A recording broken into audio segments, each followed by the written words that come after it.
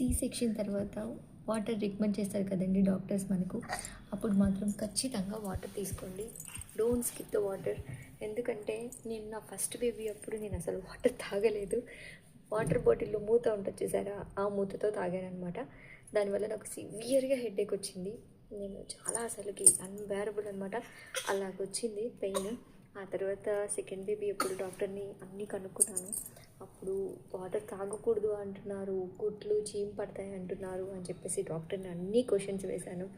Doctor ఏమన్నారంటే, మీకు ఇచ్చిన అనెస్థీషియా కానీ యాంటీబయాటిక్స్ కానీ మెడిసిన్స్ కానీ ఇంజెక్ట్ చేసిన ప్రతి ఒక్కటి కూడా మీకు వాటర్ రూపంలోనే వెళ్ళిపోతాయి. మీరు ఆ వాటర్ తాగితేనే కదా వాటర్ రూపంలో వెళ్ళిపోయేది అని చెప్పేసి చెప్పారు. మిల్క్ ప్రొడక్షన్కి కూడా చాలా బాగా యూజ్ అవుతుంది వాటర్. కాబట్టి వాటర్ వల్ల బెనిఫిట్సే కానీ లాస్ అయితే ఏం లేదు. ఎవ్వరు స్కిప్ చేయకండి వాటర్ని. నాలాగా తప్పు చేయకండి. సివియర్గా హెడేక్ మాత్రం వస్తుంది, అది మాత్రం గుర్తుపెట్టుకోండి. ఓకే, వాటర్ తాగండి. Bye bye.